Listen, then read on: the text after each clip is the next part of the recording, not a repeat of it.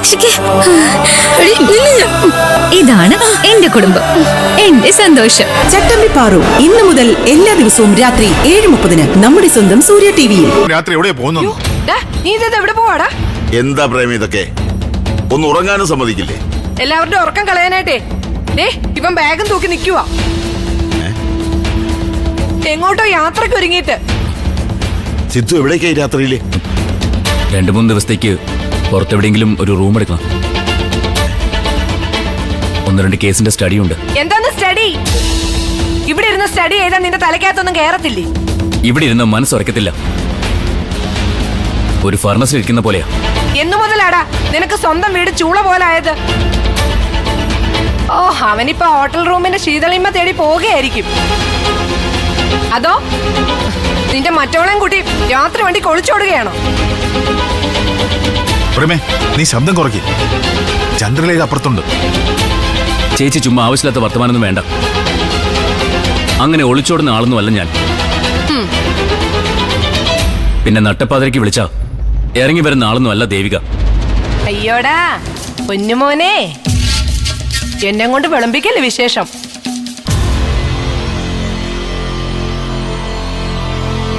പ്രേമേ നിർത്ത്, ചന്ദ്ര വരുന്നുണ്ട്.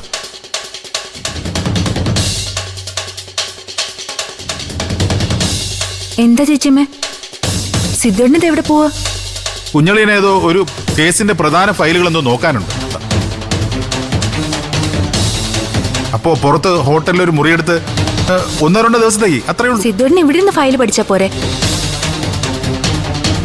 എന്തെങ്കിലും സഹായം വേണമെങ്കിൽ ഞാനിവിടെ ഉണ്ടല്ലോ. അയ്യോ മോളെ, അവനത് പറ്റത്തില്ല. ഇവിടെ ഇരുന്നാലേ അവന് ദേഹം പൊള്ളുവെന്ന്. എനിക്ക് മനസ്സിലായി സിദ്ധുട്ടാ. ഞാനിവിടെ ഉള്ളതാണല്ലേ സിദ്ധുവിന്റെ പ്രശ്നം. അതാണല്ലോ അസ്വസ്ഥത. ഞാൻ ഈ രാത്രി തന്നെ ഇവിടുത്തെ പോയേക്ക്. അയ്യോ മോളെ, ചന്ദ്ര വെറുതെ എഴുതാപ്പുറൊന്നും വായിക്കണ്ട.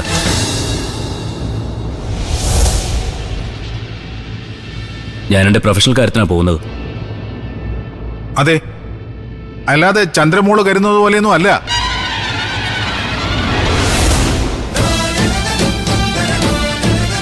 മോളെ, മോളകത്ത് പോ, സ്വസ്ഥമായിട്ട് കിടന്നുറങ്ങും. ആ, നീ ഒരു വഴിക്ക് പോകാൻ ഇറങ്ങിയതില്ലേ? പോടാ പോ. നിന്റെ പ്രൊഫഷണൽ ഉത്തരവാദിത്വം എല്ലാം കഴിഞ്ഞ് നിന്റെ മനസ്സും തണുത്ത് കഴിയുമ്പോ ഈ വീട്ടിലുള്ള ആരോടെങ്കിലും നിനക്ക് ഉത്തരവാദിത്വം ഉണ്ടെങ്കിൽ തിരികെ വന്നാ മതി. ചെല്ലേ.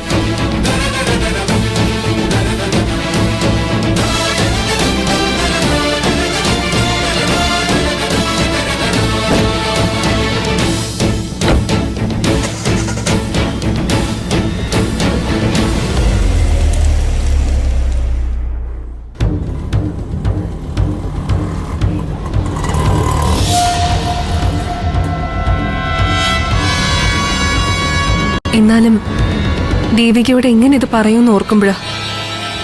പറഞ്ഞല്ലേ പറ്റൂ. മറ്റൊരാള് പറഞ്ഞ് അറിയുന്നതിലും നല്ലത് നമ്മൾ കാര്യമായിട്ട് പറഞ്ഞ് മനസ്സിലാക്കുന്ന. എന്തൊരു വിധിയാഭാവത്തിൻ്റെത് അല്ലേ? ചില ജന്മങ്ങൾ അങ്ങനെ അക്ഷര. മറ്റുള്ളവർക്ക് വേണ്ടി കത്തി എരിഞ്ഞ് തീരാൻ വിധിക്കപ്പെട്ട മെഴുകുതിരി പോലെയുള്ള ജീവിതം.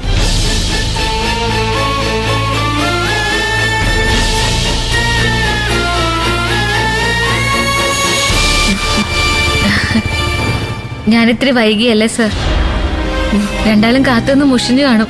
ഏയ് ഇല്ല, ഞങ്ങളിപ്പോ വന്നേ ഉള്ളൂ. ആ, രാവിലെ നിത്യക്ക് ഭക്ഷണവും മെഡിസിനും ഒക്കെ കൊടുത്ത് അവളെ ഓക്കെ ആക്കി കിടത്തിയിട്ടേ ഇറങ്ങാൻ പറ്റിയുള്ളൂ. അതാ വൈകിയത്. ഇപ്പോഴും നിത്യയുടെ കാര്യങ്ങളെല്ലാം നോക്കുന്ന ദേവികയാണോ? അതെ മാഡം, നിത്യക്കും അതാ ഇഷ്ടം. വേറെ ആര് ഭക്ഷണം കൊടുത്താലും അവള് കഴിക്കില്ല. സംസാരിക്കാനും പ്രതികരിക്കാനും ഒന്നും കഴിയുന്നില്ലെങ്കിലും ചുറ്റും നടക്കുന്നതെല്ലാം അവൾക്ക് മനസ്സിലാവുന്നുണ്ടെന്നാ എനിക്ക് തോന്നുന്നത്. അതിനുള്ള പോസിബിലിറ്റി ഉണ്ട്. അങ്ങനെ പതിയെ പതിയെ നിത്യയ്ക്ക് പ്രതികരണശേഷി തിരിച്ചു കിട്ടും. എങ്ങനെയും നിത്യ ഒന്ന് എഴുന്നേറ്റ് കാണണം. അവള് തന്നെ ശരത്ത് എന്ന കുറുക്കനെ ആ വീട്ടിൽ നാട്ടിയിറക്കണം. അതിനുവേണ്ടിയാണ് ഞാൻ ഇത്രയും കഷ്ടപ്പെടുന്നത്. മറ്റുള്ളവർക്ക് വേണ്ടി സഹിച്ചും കഷ്ടപ്പെട്ടും ഒടുവിൽ സ്വന്തം ജീവിതം ഇല്ലാതാക്കരുത്. എന്റെ ജീവിതം എന്ന് പറയുന്നത് ഇതൊക്കെ തന്നെയല്ലേ സർ? സുധിയേട്ടൻ്റെ അച്ഛൻ, അമ്മ, അനിയത്തി, അവരുടെ സന്തോഷം. അതിനിടയിൽ സുധിയുടെ ഹൃദയത്തെ മറന്നു പോരുത്. മാഡം എന്തായി പറയുന്നേ? എനിക്കെന്റെ സുധിയേട്ടൻ്റെ ഹൃദയത്തെ അങ്ങനെ മറക്കാൻ പറ്റുമോ? ഈ ഭൂമിയിൽ എന്നെ പിടിച്ചു നിർത്തിയിരിക്കുന്ന തന്നെ ആ ഹൃദയമല്ലേ? നിങ്ങൾക്ക് രണ്ടാൾക്കും എന്നോടെന്തോ പറയാനുണ്ടല്ലോ. എന്തായാലും പറഞ്ഞോ. ദേവിക, അത് പിന്നെ ഞങ്ങൾ ഇന്നലെ അഡ്വക്കേറ്റ് ചന്ദ്രലേഖയെ കണ്ടിരുന്നു. പൊന്നുമണിയുടെ കേസിന്റെ ആവശ്യത്തിന്. എന്നിട്ട് കേസൊക്കെ അതിന്റെ വഴിക്ക് നടക്കും. പക്ഷേ പിന്നെന്താ പ്രശ്നം? അത് സത്യമാണോന്നറിയില്ല. ചന്ദ്രലേഖ പറഞ്ഞതാ സിദ്ധുവിന്റെ അവരുടെയും കല്യാണം തീരുമാനിച്ചെന്ന്.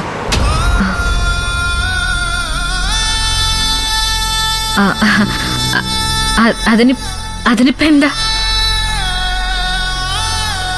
നടക്കട്ടെ, നല്ല കാര്യല്ലേ? പക്ഷേ ദേവിക്ക് അത് ഉൾക്കൊള്ളാൻ കഴിയൂ? സുധിയുടെ ഹൃദയത്തിന് അവകാശിയായി മറ്റൊരാൾ കഴിയണം സർ. സുധിയേട്ടന്റെ വേർപാട്, ആ നഷ്ടം ഞാൻ ഉൾക്കൊണ്ടില്ലേ. എന്നാലും ഒരു കാര്യം എനിക്ക് ഉറപ്പാ, ആരൊക്കെ ശ്രമിച്ചാലും സുധിയേട്ടന്റെ ഹൃദയത്തിൽ മറ്റൊരു പെണ്ണിന് സ്ഥാനം ഉണ്ടാവില്ല. അവിടെ എന്നും ഈ ദേവിക തന്നെ ആയിരിക്കും. ഞാൻ സിദ്ധുവിനോട് ഒന്നുകൂടി ഒന്ന് സംസാരിക്കട്ടെ? വേണ്ട സർ. സാറിനറിയാലോ, സിദ്ധുവിനോട് പലവട്ടം ഇക്കാര്യം സംസാരിച്ചതാ. സിദ്ധുവിന്റെ അച്ഛനും വീട്ടിൽ വന്ന് സംസാരിച്ചു. അപ്പോഴെല്ലാം ഞാനാ ഒഴിഞ്ഞു മാറിയത്. അതിന്റെ കാരണം ഞാൻ സ്നേഹിക്കുന്നത് സിദ്ധുവിനെ അല്ല, സുധിയേട്ടന്റെ ഹൃദയത്തെ മാത്രമാണെന്നുള്ളതാ. അതാരും മനസ്സിലാക്കുന്നില്ല. ഇനിയിപ്പം ഏതെങ്കിലും ഒരു കാലത്ത് എന്റെ മനസ്സ് മാറുമെന്ന് കരുതി കാത്തിരിക്കാൻ സിദ്ധുവിനോട് പറയുന്നത് ക്രൂരതയല്ലേ സർ? അത് വേണ്ട. എല്ലാവരും സന്തോഷത്തോടെ ജീവിക്കട്ടെ. ദേവിക, ഒന്നുകൂടി ഒന്ന് ആലോചിക്കേ. കൈവിട്ട് പോയി കഴിഞ്ഞ് പിന്നെ ദുഃഖിച്ചിട്ട് കാര്യമില്ല. ഇല്ല മാഡം, സിദ്ധുവിന്റെ നിശ്ചയത്തോടെ എത്തിയൊരു കല്യാണം ഞാൻ മൂലം മുടങ്ങിപ്പോയത്. ഇനിയിപ്പോ ഒരു പഴയും കൂടി കേൾക്കാൻ എന്നെ കൊണ്ട് വയ്യ. നിങ്ങള് വിഷമിക്കൊന്നും വേണ്ട, എന്റെ വിദ്യ ഇത്. എന്നെ സ്നേഹിക്കുന്നവരുടെ സ്നേഹം അനുഭവിക്കാനുള്ള ഒരു യോഗ്യതയില്ലാത്തവളായിപ്പോയി ഞാൻ. വല്ല മുത്തശ്ശി പറയുന്ന പോലെ എന്റെ ജാതകദോഷമായിരിക്കുമല്ലേ? ശരി.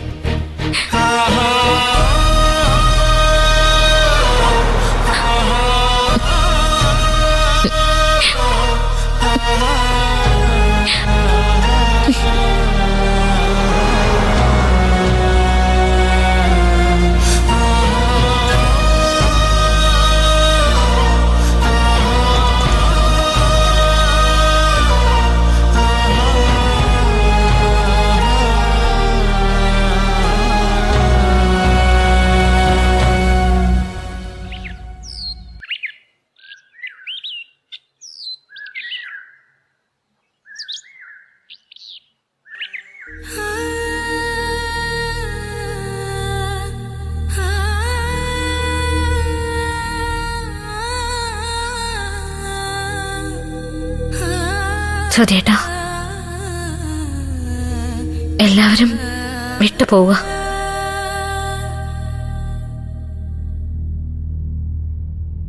ഏതു പാതിരാത്രിയിലും ഒരു സഹായത്തിന് വിളിക്കാനുണ്ടായിരുന്ന ഒരാളാ സിദ്ധു.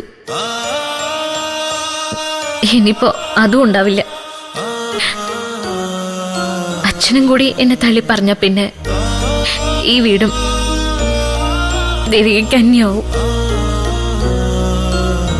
സുധേട്ടന്റെ ഓർമ്മകളുമായിട്ട് ഒറ്റയ്ക്ക് ജീവിക്കുന്ന തന്നെ സുഖം.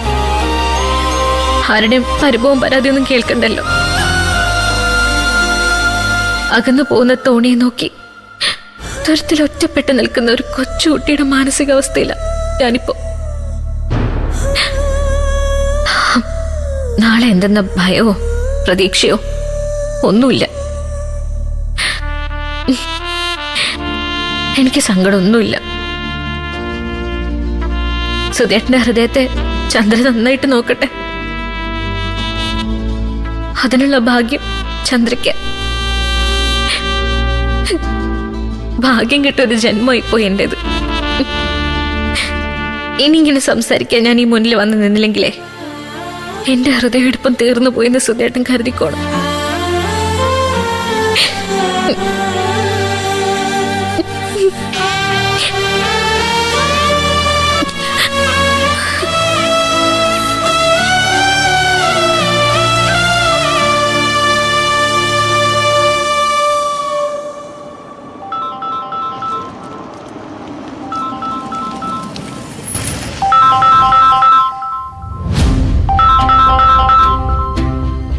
സിദ്ധുവിന്റെ അച്ഛനാണല്ലോ വിളിക്കുന്നത്. അദ്ദേഹം വിളിക്കണമെങ്കിൽ തക്കതായ എന്തെങ്കിലും കാരണം കാണും. ഇനി ആ ചെക്കിന്റെ കാര്യം വീണ്ടും ഇഷ്യൂ ആയി കാണൂ? അത് കൊടുത്ത് തീരും വരെ ഇഷ്യൂ ആണല്ലോ അക്ഷര. എന്തായാലും ഫോൺ എടുക്ക്, കാര്യം എന്താണെന്ന് അറിയണ്ടേ. Hello, good morning sir. ആ ഡോക്ടർ, ഞാൻ ഗുഡ് മോർണിംഗ് പറയുന്നില്ല. കാരണം ഇന്നത്തെ എൻ്റെ മോർണിംഗ് അത്ര നല്ലതല്ല. എന്തു പറ്റി സർ? സിദ്ധുവിന് എന്തെങ്കിലും പ്രശ്നം? പ്രശ്നങ്ങൾ അവനുണ്ടാക്കുന്നതല്ലേ. ഇന്നലെ രാത്രി അവൻ ഇവിടുന്ന് കലഹിച്ചിറങ്ങിപ്പോയി. ഇറങ്ങിപ്പോയെന്നോ? എങ്ങോട്ട്? ആ, എങ്ങോട്ടാണെന്നൊന്നും അറിയില്ല. വിളിച്ചിട്ട് ഫോൺ സ്വിച്ച് ഓഫ് ആണ്. രംഗനി സിറ്റിയിലെ ഹോട്ടലിലൊക്കെ വിളിച്ച് ചോദിച്ചു. ഒരു ഹോട്ടലിലും അവൻ ചെക്ക് ഇൻ ചെയ്തിട്ടില്ല. ഞങ്ങൾ എന്ത് വിശ്വസിച്ച് എന്ത് സമാധാനത്തോടെ ഇവിടെ ഇരിക്കും? എല്ലാവരും ആകെ ടെൻഷനില്ല. അവൻ ഡോക്ടറെ വിളിക്കാൻ സാധ്യതയുണ്ട്. എവിടെയാണെങ്കിലും തിരിച്ച് വീട്ടിൽ വരാൻ പറയണം. ഞാനും ഇന്നലെ അവനോട് കടുപ്പിച്ചെന്തൊക്കെയോ പറഞ്ഞു. ഡെയിലി കഴിക്കാനുള്ള മെഡിസിൻ പോലും അവൻ കൊണ്ടുപോയിട്ടില്ലെന്നാ തോന്നുന്നത്. അതുകൊണ്ട് തന്നെ അവൻ ഡോക്ടറെ വിളിക്കുമെന്നാണ് എൻ്റെ പ്രതീക്ഷ. ഞാൻ പറയാം സർ. സാറ് വിഷമിക്കാതെ. കുറച്ച് കഴിയുമ്പോൾ സിദ്ധു തിരിച്ചു വരും.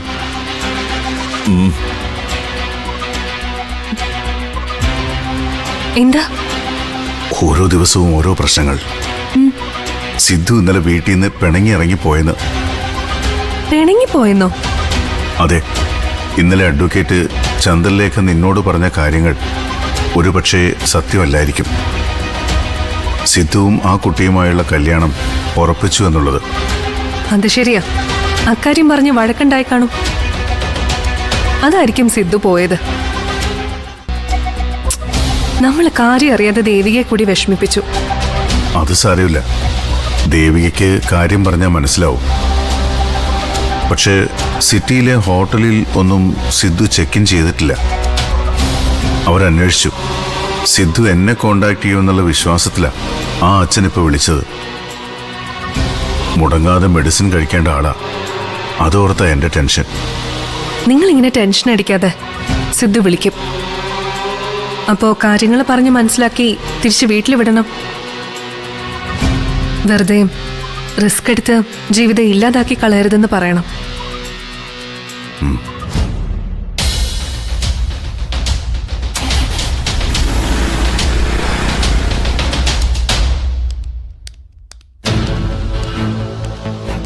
പറയാനുള്ളത് നിരഞ്ജൻ സാറിനോട് പറഞ്ഞില്ലെങ്കിലേ നാളെ എന്തെങ്കിലും സംഭവിച്ചാൽ നമ്മൾ പ്രതിസ്ഥാനത്ത് വരും. അല്ല, നമ്മൾ ഇന്നലെ രാത്രി അങ്ങോട്ട് പോയത് എന്തിനാണെന്ന് ചോദിച്ചാലോ? അതിപ്പോ നമ്മൾ കരുതിക്കൂട്ടി പോയതൊന്നുമല്ലല്ലോ. ആ ശരവൺ എന്ന് പറയുന്ന അർക്ക പീസ് അങ്ങോട്ട് പോകുന്നത് കണ്ട് നമ്മൾ പുറകെ പോയതല്ലേ. അതാണല്ലോ സത്യവും.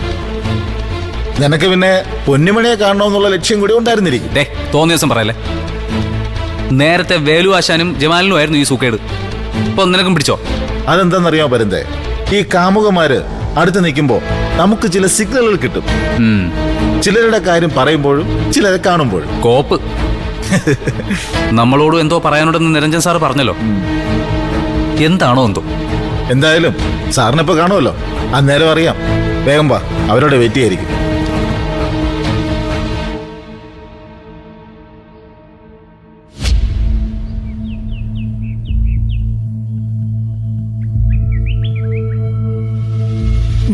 ദേ, ആ എന്താ വെറുതെ എന്തോ അത്യാവശ്യ കാര്യം പറയാനുണ്ടെന്ന് പറഞ്ഞല്ലോ.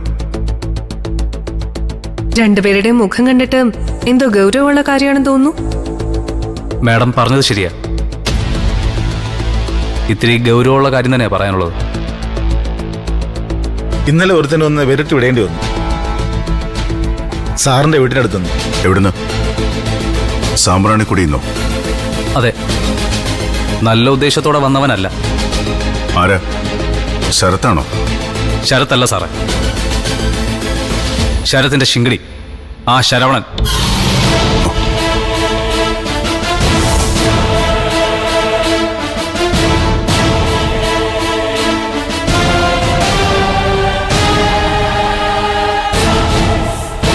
സാറ് പറ്റിയ അവരവിടെ നിന്ന് മാറ്റണം. സാറിന്റെ കൺവെട്ടത്ത് എവിടെയെങ്കിലും കൊണ്ടുവന്ന് അവർ താമസിപ്പിക്കും.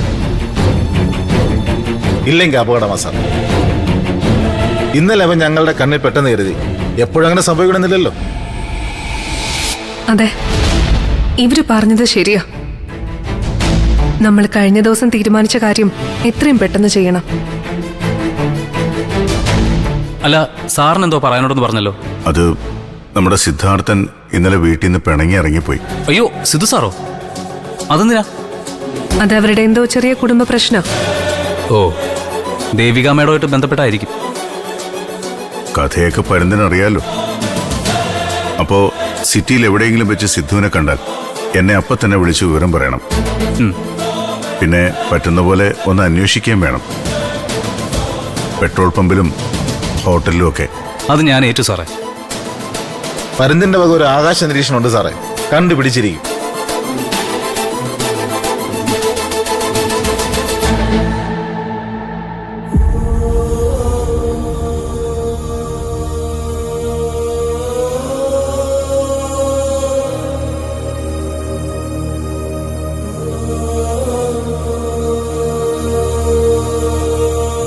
അച്ഛൻ ഇത്ര നേരമായിട്ട് ചായ പോലും കുടിച്ചില്ലേ? ദേ, ഗുളികയാണെങ്കിൽ അതേപടി ഇരിപ്പുണ്ട്. എല്ലാരും കൂടി ഇങ്ങനെ തുടങ്ങിയ ഞാൻ എന്ത് ചെയ്യും? എന്റെ പ്രേമേ, ഇതൊന്ന് തൊണ്ടയിൽ ഇറങ്ങണ്ടേ? മെഡിസിൻ പോലും എടുക്കാതെ ഒരുത്തൻ വീട് വിട്ടു പോയിരിക്കുന്നു. എവിടാ എന്താ എന്നൊരു വിവരവും ഇല്ല. പിന്നെ ഞാനെന്തിനാ ഈ ഗുളിയൊക്കെ കഴിച്ച് ആയുസ് നീട്ടുന്നത്? നീറി ചാകാനോ? അച്ഛാ, വയ്യ മോളെ. ഈ സങ്കടവും ടെൻഷനും ഒന്നും താങ്ങാനുള്ള ശക്തി ഈ പഴയ പട്ടാളക്കാരനില്ല. മക്കൾക്ക് അവരുടെ പിടിവാശി. അതിനിടയിൽ നിസ്സഹായനായി പോകുന്നത് ഈ അച്ഛന. അച്ഛാ, കുഞ്ഞളിയന്റെ ഫ്രണ്ട്സിനെയൊക്കെ ഞാൻ വിളിച്ചു നോക്കി. അവർക്ക് ആർക്കും യാതൊരു വിവരവുമില്ല. അവരെ ആരെയും കുഞ്ഞളിയൻ കോണ്ടാക്ട് ചെയ്തിട്ടില്ല. ഇനിയിപ്പോ എന്ത് ചെയ്യും? നമുക്ക് പോലീസിലൊരു കംപ്ലൈന്റ് കൊടുത്താലോ? അല്ല, അത് വേണ്ട. പോലീസിലൊക്കെ അറിയിച്ചാൽ അത് പിന്നെ വലിയ പ്രശ്നമാവും. അതെ, അച്ഛൻ പറഞ്ഞ എന്നെ ശരി. അളിയനതൊരു ബ്ലാക്ക് മാർക്കാവും. ഒരു പ്രശ്നം ഉണ്ടാവാതെ എന്റെ അച്ഛൻ നോക്കിക്കോളും. അച്ഛനാ പറഞ്ഞത് കംപ്ലൈന്റ് കൊടുക്കാൻ. ഓ, അപ്പോഴേക്കും ഇതും അച്ഛനെ അറിയിച്ചോ? ഇവിടുത്തെ കുടുംബകാര്യങ്ങളൊക്കെ മറ്റുള്ളവരെയൊക്കെ അറിയിക്കേണ്ട കാര്യം എന്താ? മറ്റുള്ളവരോടല്ലല്ലോ, എന്റെ അച്ഛനോടല്ലേ പറഞ്ഞത്. സിദ്ധുവിന്റെ കാര്യത്തില് അച്ഛനും ഉത്തരവാദിത്വം ഇല്ലേ? ആ അതെ, ചന്ദ്രമോൾ അച്ഛനോട് പറഞ്ഞതിൽ തെറ്റുണ്ടെന്ന് എനിക്ക് തോന്നുന്നില്ല. എന്നാലും അത് വേണ്ടിയിരുന്നില്ല. സിദ്ധുവിനെ കുറിച്ച് അദ്ദേഹത്തിന്റെ മനസ്സിൽ ഒരു അവമതിപ്പുണ്ടായി കാണും. അങ്ങനൊന്നും ഉണ്ടാവില്ല അച്ഛാ. സിദ്ധുവിനൊരു ദേഷ്യത്തിന് ചെയ്തതാണെന്ന് അച്ഛനറിയാം. ആ ദേഷ്യത്തിനുള്ള കാരണക്കാര് ഇവിടെ ഉള്ളവര് തന്നെയാ. നിങ്ങൾ എന്നെ ഉദ്ദേശിച്ചതാണെന്ന് എനിക്ക് നന്നായിട്ട് മനസ്സിലായി. നീ കൂച്ചു വിലങ്ങിട്ട് പൂട്ടിയിട്ടും അളിയനത് പൊട്ടിച്ചിട്ട് പോയത് കണ്ടല്ലോ. ഇനിയെങ്കിലും ഞാൻ പറയുന്നു കേൾക്ക് പ്രേമേ. അളിയനെ അളിയന്റെ വഴിക്ക് വിട്. അത് പറ്റത്തില്ല. അവന്റെ ജീവിതം ഒരു ജാതക ദോഷക്കാരി വിധവയെ കെട്ടി കല്ലേ തട്ടി പോവാൻ ഞാൻ സമ്മതിക്കത്തില്ല. അവനെ വളർത്തി വലുതാക്കിയത് ഞാനാണെങ്കിലേ എനിക്കുണ്ട് ചില ഉത്തരവാദിത്തങ്ങളും അവകാശങ്ങളും ഒക്കെ. വളർത്തിയത് നിന്റെ കടമയാ. അത് നീ ചെയ്തെന്ന് കരുതി സിദ്ധുവിന്റെ ജീവിതം എങ്ങനെ വേണമെന്ന് തീരുമാനിക്കാനുള്ള അവകാശമൊന്നും നിനക്ക് തന്നിട്ടില്ല. അവനവന്റെ ജീവിതം എങ്ങനെ വേണമെന്ന് തീരുമാനിക്കുന്നത് അവനവൻ തന്നെയാ. മറ്റാരും ഇത് ഇടപെടാതിരിക്കുന്നതാണ് നല്ലത്. അല്ലെങ്കിൽ പിന്നെ ഒരുപാട് ദുഃഖിക്കേണ്ടി വരും. നിങ്ങൾക്കല്ലല്ലോ എപ്പോഴും ഇത് തന്നെയല്ലേ പറയാനുള്ളൂ. അമൃതൻ പറഞ്ഞതാ ശരി. സിദ്ധുവിന്റെ ജീവിതം എങ്ങനെ വേണമെന്ന് അവൻ തന്നെ തീരുമാനിക്കട്ടെ. അതിലിനി ആരും ഇടപെടണ്ട. മോളെ പ്രേമേ, എന്താ അച്ഛാ? നീ ആ സിദ്ധുവിന്റെ മെഡിസിൻ ബോക്സിൽ നിന്ന് എടുത്തു വയ്ക്കേ. എന്തിനാ അച്ഛാ? നിരഞ്ജൻ ഡോക്ടറെ ആ മെഡിസിൻ ഏൽപ്പിക്കണം. സിദ്ധു ഡോക്ടറെ കോണ്ടാക്ട് ചെയ്യുമെന്നാ എന്റെ മനസ്സ് പറയുന്നത്.